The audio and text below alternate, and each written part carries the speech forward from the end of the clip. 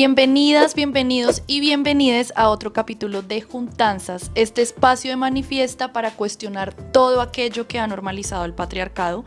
Mi nombre es Natalia Guerrero y soy la directora editorial de Manifiesta, y el día de hoy tenemos un Juntanzas muy especial por el mes de acción global por el aborto legal, seguro y gratuito. Tenemos a dos invitadas muy especiales para hablar de cómo esta ha sido una lucha, sobre todo intergeneracional. Tenemos a Cristina Villarreal con nosotras. Ella es psicóloga y fue directora de las fundaciones Oriéntame y ESAR en Colombia, también coautora de investigaciones sobre embarazo no deseado, aborto y decisiones reproductivas. También cofundadora de CLACAI y de la Mesa por la Vida y la Salud de las Mujeres. Fue integrante de las juntas directivas de la ANAF y del Instituto Guttmacher, la Fundación Pro Derecho a Morir Dignamente y del Comité Asesor de Global Doctors for Choice en Latinoamérica, y orgullosamente retirada. Cristina, ¿cómo estás? Y muchas gracias por estar con nosotras el día de hoy. Natalia, buenos días, muchas gracias, me encanta estar con ustedes en esta compañía, además. Buenísimo. Y también tenemos a Laura Gutiérrez, que es estudiante de periodismo y de ciencia política en la Universidad Javeriana, es feminista y activista por los derechos de las mujeres con enfoque en comunicación política. Actualmente es una de las productoras de Cambio Digital y coordinadora de movilización social en la Fundación Jacarandas. Laura, muchas gracias también por estar en este espacio, y qué bien poderlas conectar pues el día de hoy en este espacio de Juntanzas. Gracias a ti, Nata. Yo acá también muy nerviosa de tener a Cristina a mi lado.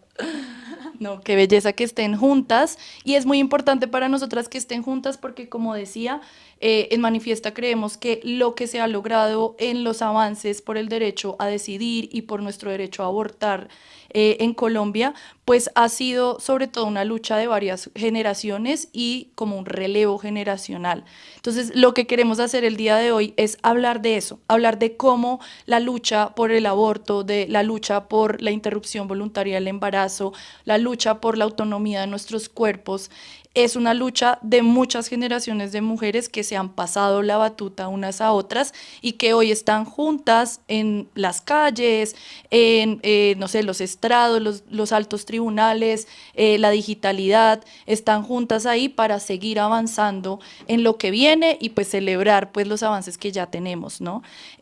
Yo quisiera que comenzáramos con algo como, no sé si personal o como algo anecdótico, y es, quiero que cada una me cuente en qué momento ustedes deciden como dedicarse al activismo por el aborto. Decir como yo quiero que esto no solo sea un activismo, sino como mi trabajo, mi actividad laboral, quiero meterme de lleno a esto. Bueno, en mi caso fue de hecho en el 2021. Yo ya venía militando y siendo activista en varios colectivos feministas, y en el 2021 fue cuando empezó que estaba como una demanda disputándose en la corte, y sentí que incluso dentro de la militancia feminista no se hablaba mucho del aborto, como que había poca información, y de hecho mis compañeras no sabían que estábamos disputando en ese entonces como la despenalización del aborto.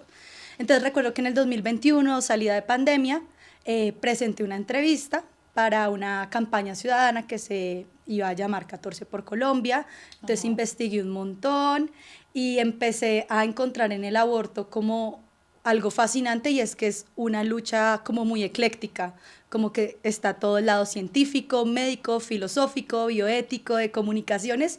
Entonces, dentro de los temas que nos atraviesan como mujeres y como feministas, siento que el aborto es un tema muy amplio y que no se agota el conocimiento y como todo lo que podemos aprender de este. Entonces fue en el 2021, y obviamente cuando ya empecé a camellar como periodista de ese entonces 14 por Colombia, fui aprendiendo. Ya son 3 añitos en que siento que aún me falta aprender mucho, pero pues en esas estoy. Bueno, pues mi historia es un poquito más larga, porque yo tendría que decir que desde mi cuna a mí me entregaron desde la leche materna los derechos por las mujeres. Yo soy hija de un médico ginecólogo que fundó la Fundación Oriéntame en el año 77, y por lo tanto en mi casa el tema de los derechos de las mujeres era el tema de toda la vida.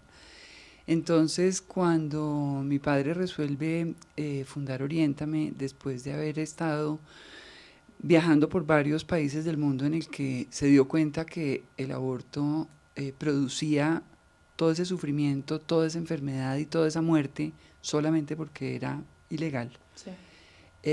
Y conoció las clínicas de aborto recién fundadas en los Estados Unidos cuando en el 73 se legalizó el aborto en ese país. Él resolvió entonces crear una fundación para atender a las mujeres que ya se habían iniciado un aborto de alguna manera, pero de una manera oportuna, digna, humanizada y demás. Yo en ese momento, cuando se creó Oriéntame, estaba terminando el bachillerato. Todas las conversaciones sobre la creación de Oriéntame sucedieron en mi casa. Entonces yo empecé a decir, pues es allá donde yo quiero trabajar, o sea, ese es mi lugar. Yo no se lo dije a él cuando terminé mi carrera de psicología, le dije, bueno, ya estoy lista, yo quiero ser orientadora en Oriéntame, y él me dijo, por ningún motivo. No vamos a mezclar las cosas familiares con las cosas laborales, y para mí eso fue un motivo de frustración muy grande. Bueno, finalmente en el año 86 logré entrar como orientadora, y yo ahí todavía no diría que era activista. Yo ahí era una mujer convencida, y convencida de los derechos de las mujeres completamente. Digamos que eso pues para mí ha sido como de mi columna vertebral, pero no, yo no hacía activismo.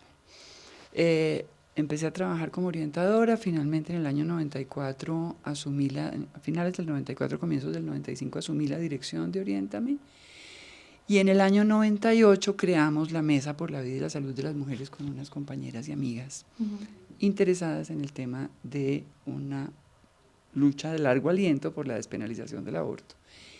Ahí, para mí, la creación de la Mesa por la Vida y la Salud de las Mujeres es el momento en que yo siento que yo pasé de ser una persona convencida, comprometida completamente, pero empecé a hacer activismo desde la mesa, y ese es el amor que le tengo a la mesa.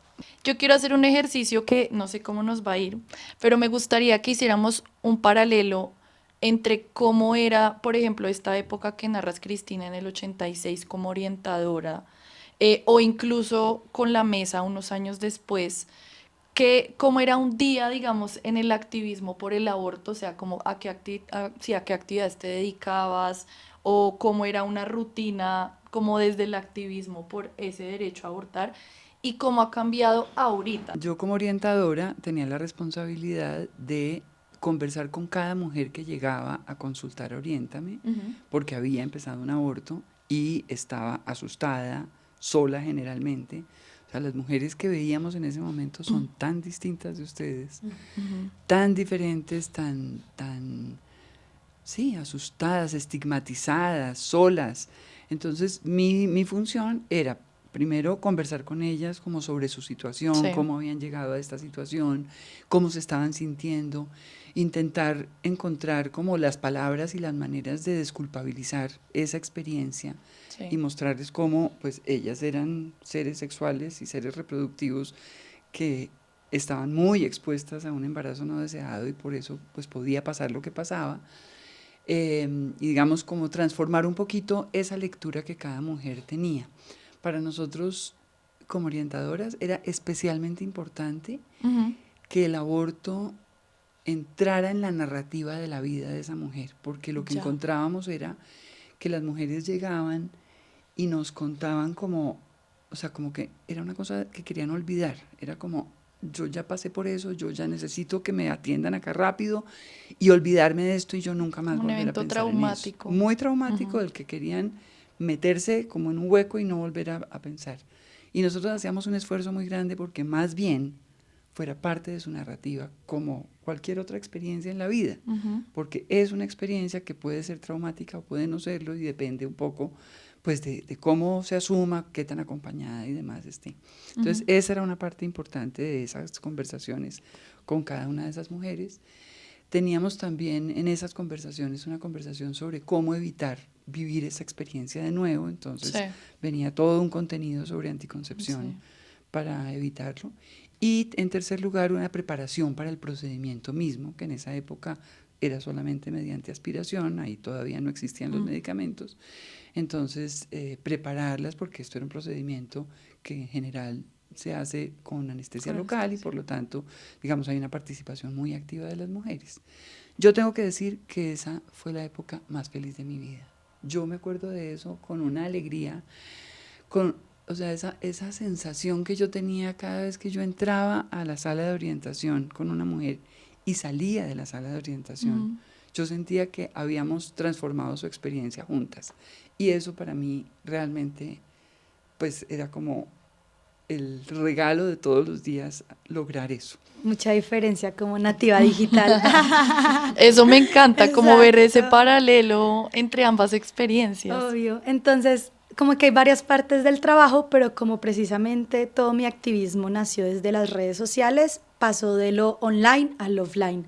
Entonces, frente al trabajo de redes, mi día a día es un consejo de redacción con la directora y coordinadora donde sacamos temas de parrilla y después hay una coordinación con el grupo legal. Como tenemos una línea de enrutamiento, asesoramiento legal, entonces nos dicen, está este caso, ¿qué hacemos? Me mandan a seguir casos como periodistas, les escribo, hago el guión del video que tenga a diario, se corrige, me arreglo, grabo, edito la portada, subo el video y sigo con las siguientes tareas. Una pregunta ahí, ¿cómo definen los temas en la parrilla? O sea, ese primer paso, ¿de qué depende que un tema lo acepten? ¿Cómo hacen esa curaduría? Es muy colectivo. Digamos, tenemos que tener siempre, nosotras si pudiéramos solo hablaríamos de aborto, derechos sexuales y reproductivos, pero pues hay que responder al algoritmo. Sí. Y Jacaranda se caracteriza por ser muy intensa. Nosotros subimos 2 videos diarios entre semana.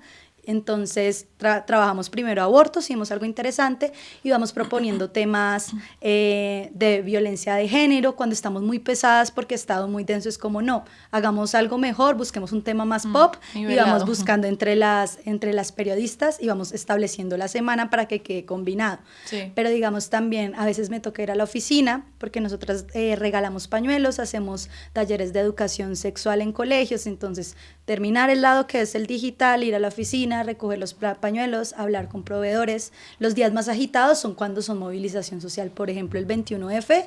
El 21F casi no fue persona. Y también algo muy chévere como de nuestro trabajo es que como son 3 áreas, salud, legal y comunicaciones, estamos siempre conectadas. Yo quiero que hablemos un poco, y ya lo hablamos con Cristina hace un rato antes de la entrevista, y es un poco de la clandestinidad, que creo que eso ha cambiado un montón durante las décadas. Quiero que en el caso de Cristina nos cuentes, y ahorita que lo estábamos hablando, cómo se vivía esa noción de clandestinidad frente al aborto, no solamente desde lo legal, sino también desde lo mediático, desde lo social. Era muy distinta. Yo diría que la palabra aborto implicaba clandestinidad en esa época. Es decir, no era posible pensar como que el aborto, pues nada que ver con un derecho, nada, ni siquiera con un servicio de salud, que era un poco la lucha que nosotros dábamos en ese momento, era, pues es que esto es un servicio, lo que nosotros hacemos es evitar complicaciones de las mujeres que llegan con un aborto iniciado y las atendemos rápido, porque Sí. ¿qué pasaba? Que las mujeres antes de Oriéntame empezaban un aborto, o sea, hacían lo que fuera, empezaban un aborto. Y les daba pánico consultar en un hospital, Claro. porque llegaban al hospital y el hospital las esperaba con un policía al lado. Y empezaba todo el proceso de criminalización. Entonces, realmente era, digamos, un ambiente en que el aborto se consideraba un crimen, un delito, y por lo tanto era clandestino. Sí. Nuestra lucha fue siempre como mostrar, primero, que como prestadores de servicios de salud teníamos una responsabilidad con las mujeres para evitar complicaciones, evitar sufrimiento, evitar muerte. Y que si no las atendíamos rápido pasaba eso, de que las mujeres se demoraban en llegar y llegaban ya con unas complicaciones que no eran posibles de tratar. Yo ahí te pregunto, Sí. ¿cómo iniciaban los abortos en esa época? ¿O qué casos veían ustedes? Porque eso siempre es algo que hemos hablado en esta lucha y es también, no sé, como en ese momento, ¿cómo era? Pues mira, de todo. Desde la ruda, por ejemplo, desde las hierbas, digamos, los saltos, introducirse objetos por la vagina y por el cuello, digamos, agujas de tejer, gajos de cebolla, ese tipo de cosas sucedían mucho. Yo recuerdo un caso así que es como el caso más dramático que yo creo que vivió Oriéntame. Fue una muchacha que se inició, o sea, intentó abortar y al mismo tiempo suicidarse. O sea, ella realmente estaba queriendo abortar, Uf. pero realmente pues finalmente desencadenó en la muerte de ella, porque lo que hizo fue tomar Racumín. Eso Es es una vaina para matar veneno, ratas. exacto. Sí, que en esa época se conseguía en cualquier parte. Entonces ella tomó Racumín y pues llegó al Hospital San Ignacio, muy, muy mal, ya pues con todas sus vías digestivas quemadas, y nos llamaron de allá para decirnos, ella estaba empezando a sangrar ya, que si nosotros podíamos atenderla en su parte ginecológica, pues claro, la trasladaron en ambulancia, la atendimos y la devolvimos al hospital para hacer todo el tratamiento de su intoxicación, y pues ella terminó muriendo desafortunadamente. Y lo que nosotros vivíamos ya desde la prestación de servicios era que cada vez que el aborto se ponía en los medios, cada vez, que no era pues la presencia que tienen ustedes hoy, que todos los días están hablando, no, en esa época era por allá, cada tanto.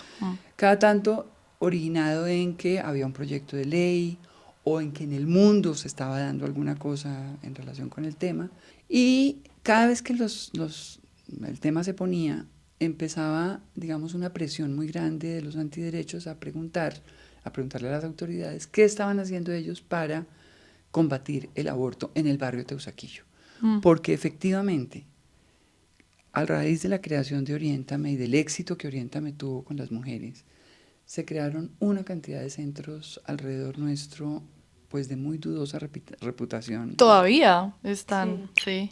Pues, pero nada que ver con el número, Sí. esto eran 25. O sea, uy, fue madre. Cada casita tenía un huequito de esos. Y entonces, en ese momento, pues era la pregunta de las autoridades: ¿qué están haciendo ustedes, la Secretaría de Salud y demás? Entonces, en diciembre del 94, un 17 de diciembre, un sábado, llegó un operativo de allanamiento a nosotros, donde entraron 30 hombres armados, rompiendo puertas, golpeando a las mujeres, separando a las pacientes del personal, robando cosas, entrando con cámaras de televisión hasta las salas de procedimiento a pesar de la oposición de todo el personal, pues filmando a las mujeres desnudas en una cama ginecológica. No, en pleno procedimiento. En pleno procedimiento. Y pues empezó un proceso penal que después supimos que era solamente la respuesta de un grupo de corrupción muy grande que había en la Secretaría de Salud, que vivía de pedirle coima a todos esos centros médicos de alrededor. No. Eso era su trabajo, ellos iban y los amenazaban. A nosotros nunca vinieron a pedirnos, y pues que se les ocurriera venirnos a pedir dinero, porque los denunciábamos de inmediato. Yo creo que efectivamente poder decir yo he abortado y hablarlo con las amigas es algo que antes era inconcebible para muchas, el hecho de nombrarlo. Sin embargo, sí creo que tenemos muchos desafíos en cuanto a información. Recuerdo que cuando estaba pasando lo de las 2 demandas en la corte, sacaron cifras de que las mujeres en Colombia no sabían que podían abortar con las 3 causales, e incluso hoy en día muchas mujeres nos llegan a la línea preguntándonos como, ¿qué tengo que hacer para abortar? ¿Cuántas semanas tienes? 8. Nosotras como, no tienes que hacer nada, ninguna excusa. Entonces como que hay una deuda, yo creo que estatal, en cuanto a la información que estamos cubriendo precisamente todas estas organizaciones. La información que da Jacarandas, todo lo que hace Causa Justa, la Mesa, Profamilia, Oriéntame, es un vacío estatal que no está llegando. Sí. Pero mira que algo que me parece curioso, ya hablando en mi especialidad que es TikTok, hay 5 videos más vistos en español de aborto.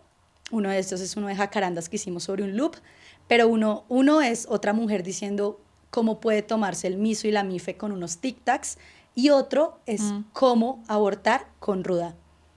E imagínense un video de más de 7 millones de vistas, sigue estando entre los top más vistos de TikTok frente a aborto. Entonces como que todavía ese tema de, a pesar de que tienen las posibilidades materiales de acceder a un aborto seguro, es muy común entre las dinámicas de redes sociales que se promulgue todavía lo de la ruda, lo de las plantas, y siento que no estamos todavía en esa época. Yo creo que veo el estigma más fuerte ahora, que es un poco polémico personalmente, es decir que no todo aborto es traumático. incluso dentro del nicho feminista, si tú dices eso, dicen que estamos romantizando, pero es entender que si un aborto es traumático es por los factores externos, por tu educación, Sí. culturales, pero no debería serlo. Y ese es un estigma que cuesta muchísimo, incluso para nosotras hablar.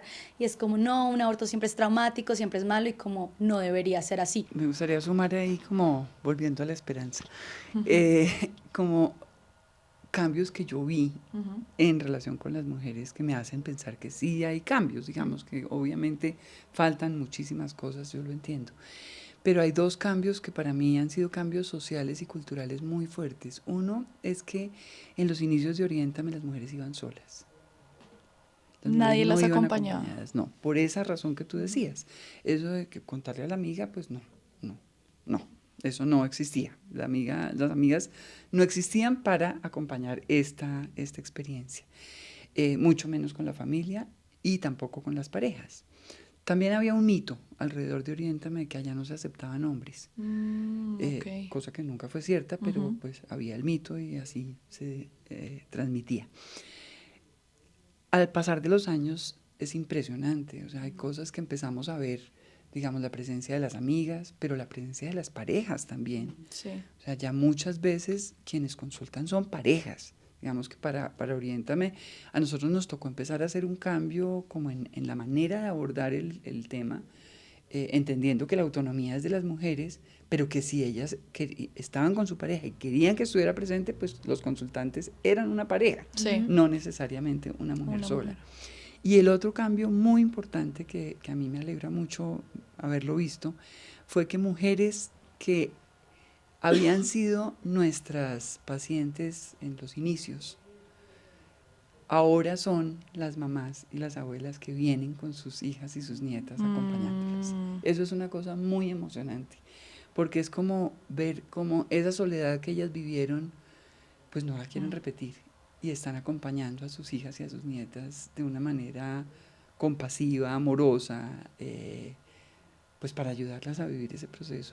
Quiero que hablemos un poquito de avances, que con Cristina también habíamos hablado previamente sobre esto y tanto Laura como yo probablemente sentimos que ha venido como una marea verde de avances, no sé, pues la sentencia de 2006 que pues ya se siente un poco lejana, pero pues no es tan lejana, con la sentencia C055 de 2022 que pues nos deja abortar pues legalmente, de manera segura y gratuita hasta la semana 24, que es un plazo pues histórico a nivel global, pero no siempre fue así. Y no siempre hubo como esta lucha constante o como esta marea verde en las calles, en las redes. No siempre fue como una lucha igual de estable, igual de, no voy a decir comprometida, pero visible sobre todo. Quiero que me hables un poco de esa comparación entre, no sé, finales de los 70s, 80s, 90s, a lo que vivimos ahora y que ha cambiado, ¿no?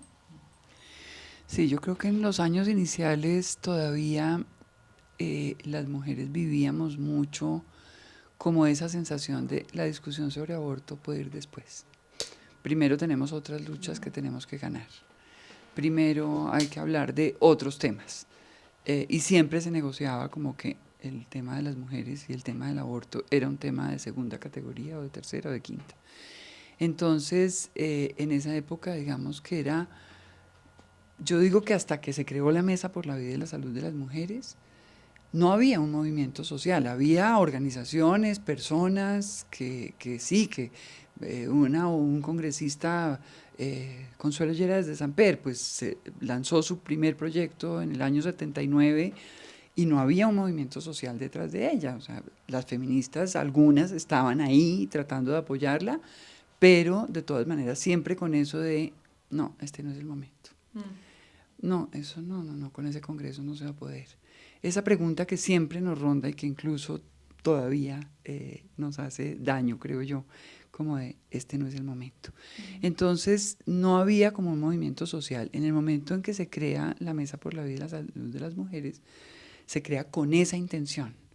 Fue una conversación de 4 o 5 amigas estaba María Isabel Plata, la directora de Profamilia que acaba de fallecer, estaba María Jimena Castilla, una abogada feminista muy dedicada a los derechos de las mujeres, Ana Cristina González, médica pues también feminista, Florence Thomas, que también pues había trabajado toda su vida alrededor de este tema, Beatriz Quintero y yo. Fuimos las personas que nos reunimos y dijimos, bueno, esto no podemos seguir reaccionando solamente cada vez que un congresista o una congresista pone el tema en los medios y creemos un movimiento, una cosa que empiece a trabajar, como lo decía hace un rato, a trabajar internamente, teniendo las discusiones que tenemos que tener, las conversaciones para tener un discurso unificado, y después sí empezamos a salir y a tratar de mantener una cosa un poco más permanente, pero definitivamente, digamos, si decimos, esta lucha comenzó en el 77, más o menos.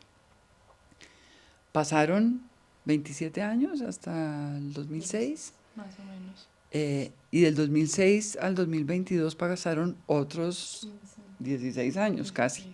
Entonces, digamos que no ha sido una cosa tan rápida, sí, no creo que ninguno de los movimientos haya sido rápido, ni creo que los que vengan van a ser rápidos, sí, pero sí creo lo que tú dices, y es que el hecho de que haya, sobre todo, todas estas jóvenes, todos estos movimientos digitales, poniendo el tema permanentemente, no dejándolo caer, pues ha hecho una diferencia inmensa para lograr como que el tema uno sienta que la marea verde está todo el tiempo permanente en todas partes. Me parece apasionante que el aborto y la lucha por nuestros derechos sexuales y reproductivos sea sobre todo un diálogo intergeneracional, como que se ha ido construyendo en los últimos años y sobre todo acá en Colombia, pues que lo hemos vivido. Sí se ve, o sea, una va a las marchas y yo le decía a Cristina ahorita, como una ve a las más chiquitas, que son casi que niñas de colegio, incluso marchando, pero una también ve como a estas grandes referentes tipo Cristina, tipo Beatriz, como Ana Cristina en las marchas, no sé, cuando pasó todo lo de la sentencia, pues Ana Cristina con el megáfono, como tomándose un poco ese rol, pues que se han ganado todas las generaciones que nos preceden. Y quisiera como que nos enfocáramos en hablar en ese diálogo intergeneracional. ¿Qué sientes, Lau, que tú has aprendido de las generaciones que nos preceden? Ya te respondo esa pregunta, pero caí muy en cuenta de eso. Fui a mi primer Clacay, ahorita en Panamá, y las jóvenes éramos muy pocas, muy pocas. O sea, como que me pareció que realmente jóvenes veía mucho como más de 30, 50, y yo empezaba a referenciar y le preguntaba a mi jefa como quién es ella, y me contaba la historia de cada país y lo importante que era, y quedé como muy sorprendida cómo van soltando la batuta y cómo estoy llegando a todo un grupo fascinante que me inspira, pero siento que sí no es tan fácil como soltar la batuta. Tú me dirás si sí o no, pero es como el arraigo. Yo he aprendido mucho de las mujeres que han trabajado de aborto en Colombia y América Latina, sobre todo como la fuerza entre un contexto mucho más hostil.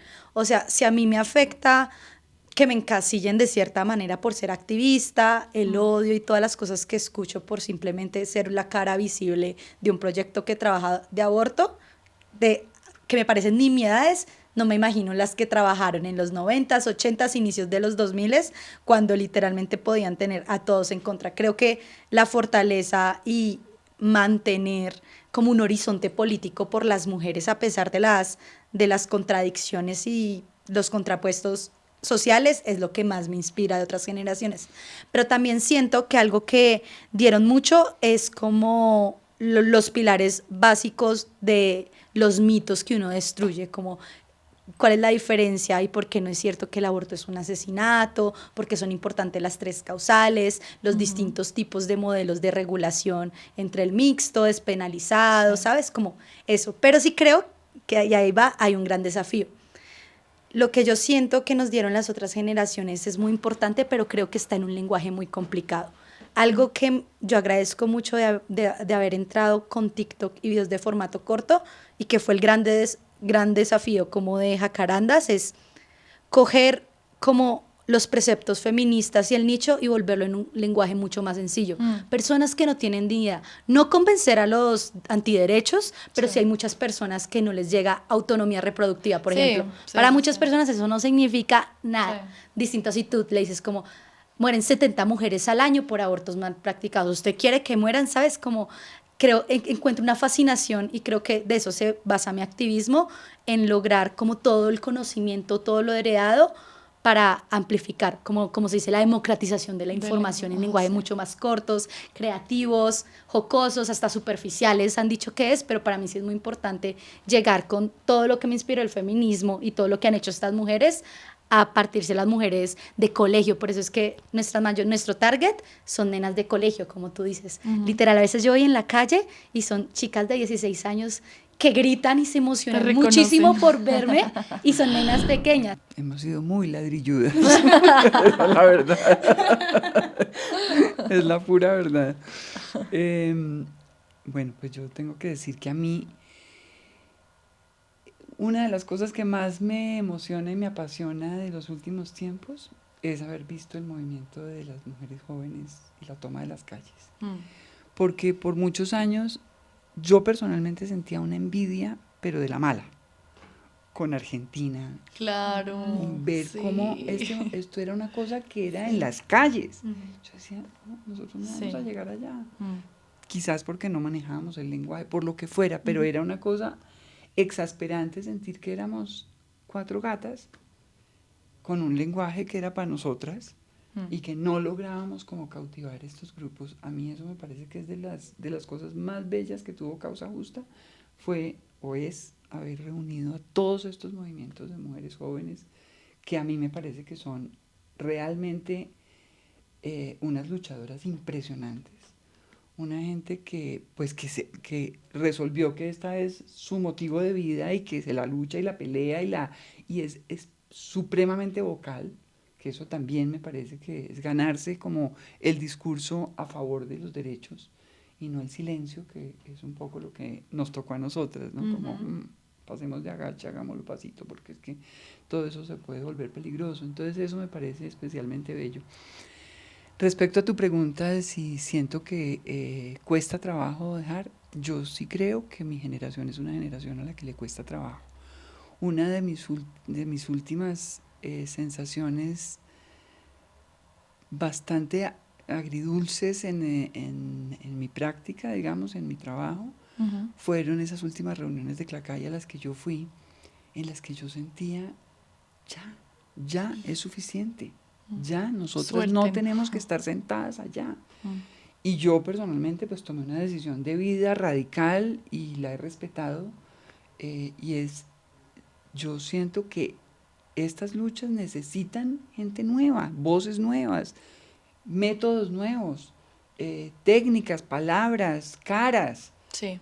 A mí me empezó a cansar mucho, mucho sentir que nos repetíamos y nos repetíamos y nos repetíamos. Causa Justa se nota que se puso a la tarea de vamos a aterrizar esto en una estrategia, se podría decir, de comunicación que abarque todas las organizaciones, que abarque todas las poblaciones interesadas en esto, y a mí me parece que ha sido pues una de, yo creo, las estrategias más revolucionarias de los últimos años en el país, tanto así pues que ustedes fueron nombradas como 2 de los personajes más influyentes según la revista Time, por lo que se ha generado con Causa Justa. Yo sé que tu área de experticia no es la digitalidad, pero ¿en qué momento Causa Justa dice como la clave de esta vaina es que nos desatrasemos con lo digital y cómo empiezan a aterrizar eso en lo que es ahora? O sea, creo que Causa Justa ahorita tiene como 40 y pico mil seguidores en Instagram, o sea, es una cosa, es un movimiento, o sea, y es un movimiento que ha logrado pasar de el activismo digital al espacio público y a diferentes pues campos de nuestro país. Yo creo que cuando se conforma el movimiento de Causa Justa, primero entran otras organizaciones que seguramente tenían, ahí es donde no me atrevo mucho a responder porque no lo sé, yo ya en ese momento fue cuando me retiré, entonces no estoy tan segura de mi respuesta, pero yo supongo que la llegada de nuevas organizaciones a ser parte del impulso de Causa Justa, por un lado, y por otro lado, pues la misma presencia de las organizaciones de jóvenes que empezaron a llegar, nos permitió como encontrar por dónde era el lenguaje, pero no soy capaz de decir mucho más que eso, porque no, yo ya no estaba pues activa en Causa Justa en ese momento. Ujú. Organizaciones que probablemente llegaron a dinamizar también la manera de comunicar. Exacto. Ujú. Alau, quiero preguntarle un poco el rol que ha tenido esa digitalidad en la conformación de Jacarandas. Como tú bien dijiste ahorita, antes ustedes tenían otro nombre, han hecho reels, pero también tienen una línea de asistencia en aborto, pero también tienen incidencia legal. O sea, son muchas cosas que al público también creo que le ha costado en algunos momentos entender como todo lo que es Jacarandas, que también es una fundación. O sea, cómo han encontrado su propio camino, porque también sé que han cambiado, y qué rol ha tenido lo digital, pues como en esa senda que han recorrido para encontrarse. Yo creo que lo digital es el origen, porque el contexto es cuando sacamos la campaña, que eso fue en marzo, 21 de marzo del 2021, salíamos de pandemia y era cuando TikTok estaba en boom. Ya. Entonces, precisamente Viviana Borges, que es la directora, vio en TikTok una oportunidad para crecer muy grande y efectivamente creo que esa fue una clave del éxito, porque casi no se estaba hablando de feminismo ni derechos sexuales reproductivos en TikTok Colombia, no habían como grandes influencers que se destacaran por eso. Entonces, nosotras le apostamos todo a hablar en un lenguaje muy sencillo y formatos cortos. Nos tomamos del formato corto. Sí. De hecho, yo ahorita veo los videos que hacía hace 3 años y me da mucha pena porque no era buena presentándome, me sentía muy ridícula. Pero gracias a TikTok, al mes de haber lanzado la campaña, teníamos 15,000 seguidores. 15,000 seguidores con toda una estrategia de comunicación y gráfica ya creada. Yo era más como periodista y presentadora, Sí. pero entonces ahí empezamos a crecer. Y nos dimos cuenta que servía mucho esa estrategia para acercarnos precisamente a mujeres de colegio. Que te hable una mujer que tú encuentras como parecida a tu edad, que habla de esta manera, es mucho más fácil que te convenza de algo que alguien que se ve como con una autoridad intelectual. Y eso está recomprobado en estos tiempos. Entonces fuimos creciendo, pasó lo de 14 por Colombia, que era más como una campaña que quería generar conversación digital al respecto, conversación sobre aborto, porque no teníamos la incidencia que tenía Causa Justa ni legalmente ni institucionalmente. Éramos como algo muy digital y solo lo conformábamos 4 mujeres. Sí. Yo estaba desde el comienzo. Pasó lo de la corte y nos cambiamos a Jacarandas y cambiamos todo el nombre porque no queríamos tener la palabra aborto y empezamos a abrir nuestra línea de asesoramiento y enrutamiento legal. Entonces, en ese momento eran 2 abogadas atendiendo la línea y nosotras no hacemos acompañamiento, sino que nos dicen dónde estás, qué edad tienes, de qué PS eres y nosotras te enrutamos cómo es la manera más fácil en que puedes acceder a un aborto en el sistema de salud gratuito. Seguimos creciendo en redes y para mí fue muy sorprendente porque yo no quiero ser influencer. Laura Gutiérrez no es influencer. La influencer es trabajando en Jacarandas y quiero tener como mi vida personal como muy alejado de ese tema, pero me parece muy lindo que esa fanaticada o en serio que les guste tanto a las mujeres lo que hacemos, no como romantizando, como esto es lo que me pongo, esto compré o haciendo chistes, que es lo que hacen los influencers de ahora, sino hablando de feminismo, de género, de cantantes, de escritoras, que tengamos éxito. Sin embargo, la digitalidad tiene una contracara que en Manifiesta también hemos vivido, y este tema que tú dices de Laura Gutiérrez no es como la figura pública, sino es una cara más del equipo de Jacarandas. No es tan sencillo de decir, o sea, tú lo dices, pero lo que mencionaste también ahorita, a ti te reconocen en la calle, te reconocen mujeres jóvenes y también te pueden reconocer personas antiderechos.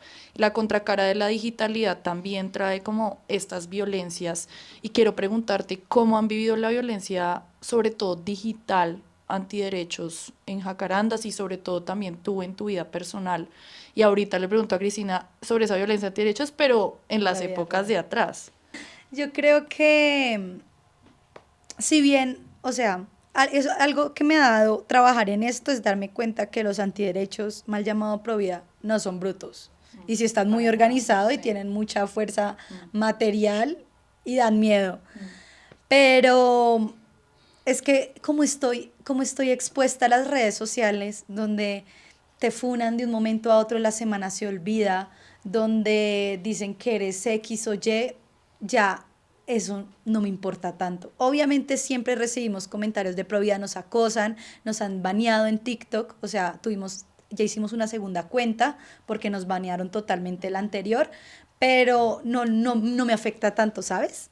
Como que yo ya ni leo comentarios y ya son como 2 años y medio dando lora frente a una cámara que no me he visto perjudiciada, así como una gran historia que te cuente, no. Donde envío más eso es cuando salimos a las calles y en las marchas, que son unos groseros de mierda, pero realmente no, mira que no me veo tan afectada como por ese tema estando expuesta en redes sociales. ¿Qué diría Cristina sobre esas violencias antiderechos en épocas anteriores, cuando no existía tanto la digitalidad y era más una violencia análoga que a mí me aterroriza más pensar en eso? Pues yo te hice una cara ahorita porque creo que pues esas violencias siguen, Sí. digamos, no son, y creo que han ido en aumento incluso. Nosotros, digamos que las primeras violencias eran unas violencias más tramitadas a través de la institucionalidad, es decir, denuncias y denuncias y cosas que hacían que nos vinieran y nos allanaran o nos vinieran a visitar o nos vinieran a preguntar y demás. Eso era como lo que pasaba en los primeros años. Yo diría que por ahí incluso hasta los 2000 ese era como el lenguaje. Pues digamos lo que pasó con ese allanamiento que te mencionaba, pues los medios de comunicación diciendo mentiras absurdas como que levantaban el drywall y por las tuberías por donde van los cables de la luz y toda la electricidad decían que por ahí iban los fetos en Oriéntame, bueno, No, ese tipo de cosas. surreal. Sí, horroroso, pero bueno, eso era como lo que pasaba en esa época y se metían directamente con nosotros. Yo creo que a partir del año 2000, comenzando el 2000, 2001, empieza a haber un giro y se empiezan a meter con las mujeres también. Eh, digamos, lo primero que empieza a pasar son que nos llenan nuestras paredes de las clínicas de mensajes y de huevos estripados con pinturas y todo ese tipo de cosas, que eso es muy violento. Llegar a trabajar uno un día a las 8 de la mañana y encontrar la casa por fuera llena de toda esa agresividad y esa violencia es una cosa muy fuerte que nosotros hemos denunciado desde el día uno, digamos, eso nosotros inmediatamente. Nosotros nunca fuimos pasivos como frente a esa violencia, siempre estuvimos denunciándola y no pasaba nada, como sigue sin pasar. Pero por ahí desde el año 2000, yo no tengo el recuerdo preciso, pero yo creo que por ahí desde el 2014, es decir, ya tenemos la sentencia, Sí. ya la primera, ya tenemos las causales, ya empieza a haber un poquito más de vocalidad en el tema de aborto de manera un poco más explícita, permanente en los medios. Entonces ya llega este grupo de 40 días por la vida Sí. a acosar a las mujeres directamente en frente a nuestras clínicas, a agredirlas porque pues hay una agresión. O sea, yo cada vez que hablo de esto cuento una historia de una mujer con la que yo conversé, una mujer que tenía una enfermedad terminal, estaba buscando precisamente por eso interrumpir su embarazo. Va llegando a Oriéntame y salen estas personas de 40 días por la vida y le atraviesan la calle y se le tiran y le empiezan a hablar. Ella no les paró muchas bolas y entró. Cuando salió, la volvieron a abordar, ella iba hablando por celular y ella se asustó, pensó que le iban a robar, entonces colgó el teléfono, tenía dificultades de movilidad por su enfermedad, pero venía en bus, entonces iba para la Caracas a coger el Transmilenio y estas mujeres, dos mujeres la persiguen, la cogen y empiezan a tocarla, cogerle la frente, la barriga, decirle tu bebé, ¿tú qué estás haciendo? Tu bebé te necesita. Ella muy asustada, muy nerviosa, logra zafarse y se monta en el Transmilenio y después le empiezan a llegar a su celular mensajes de tu bebé te necesita. Pues me los mostró, digamos, no estoy inventando nada, esto fue una historia de ella, sí. Una cosa muy, muy horrible, entonces digamos que da este giro. Y ahí lo que nosotros, digamos, nos quejamos mucho es de que no hemos recibido apoyo de la institucionalidad, de las autoridades, hemos pedido una zona de protección, que esas expresiones de la libre expresión, entre comillas, pues no se hagan enfrente a las clínicas. Es que eso, cuando se para alguien enfrente a la clínica del country a pelear y a gritar y a estar abordando a las personas que llegan allí por cualquier servicio de salud. Es que esto es un servicio de salud, no es más que eso. De todas maneras, tengo que decir que esta violencia creciente, a mí sí me asusta ver que va siguiendo el mismo curso de los Estados Unidos. En los Estados Unidos esto empezó así, empezó con la gentecita del señor loquito que se paraba a rezar al lado de una clínica. Y ya va en no me acuerdo cuántos prestadores de servicios muertos. Sí. Quisiera que cerráramos ya la conversación y con una pregunta que puede ser típica, pero que es necesaria, y es pues la pregunta de qué sigue, ¿no? O sea, llevamos, yo pienso, un año de celebración, pero también de veeduría desde la sentencia C055, y pues seguimos como con un horizonte firme hacia la despenalización social, hacia la veeduría en la prestación de servicio, hacia la regulación, como pues objetivos muy claros, pero ¿qué ven que deba suceder en los años que vienen para esta lucha por nuestros derechos sexuales y reproductivos? ¿Que se sueñan o que quisieran que pasara más allá de los avances que hemos logrado hasta el momento? Pues mira, pues así como es una pregunta típica, va a ser una respuesta típica, pero es un poco... Toca hacerle. Sí, creo que es un poco lo que hemos decidido que hay que hacer. O sea, yo creo que la veeduría es una cosa importantísima. La liebre salta por todas partes. Es decir, los enemigos no están en los grandes proyectos antiaborto, están en los pequeños proyectos de ley que aparentemente aparecen como amigables y defensores de los derechos de las mujeres, pero salen las cunitas, no sé qué, y todo el tiempo, digamos que hay una labor muy importante de defensa de lo que hemos logrado. Porque yo lo digo siempre y puedo parecer muy, muy pesimista, aunque yo en general creo que soy una persona optimista, pero yo creo que esta es una lucha que no se gana del todo nunca. Nunca, nunca, nunca. Creo que desafortunadamente vamos y venimos.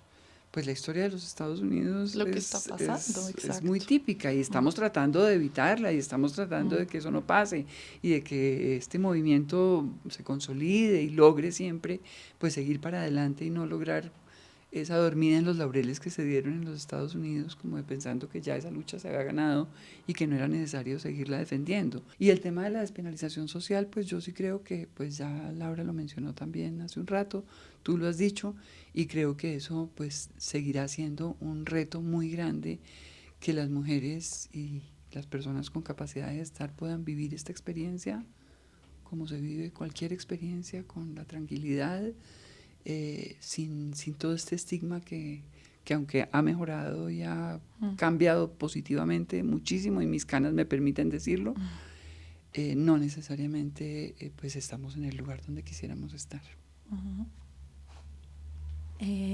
Yo estoy supremamente de acuerdo. A mí me preocupa el panorama político de las próximas elecciones de presidente.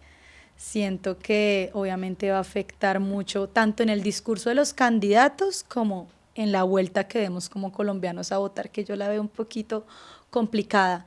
Siento que efectivamente cada día los antiderechos encuentran nuevos recursos legales para intentar bajar, y con un gobierno de derecha se nos haría más oscuro como todo el panorama de aborto. Entonces no podemos bajar la guardia y tenemos que reafirmar siempre el derecho que fue ganado. Ahorita en Argentina con Milei la cosa está muy complicada, entonces como que como región no estamos tan estables como lo creemos. También siento que tenemos una deuda muy grande en términos de descentralización.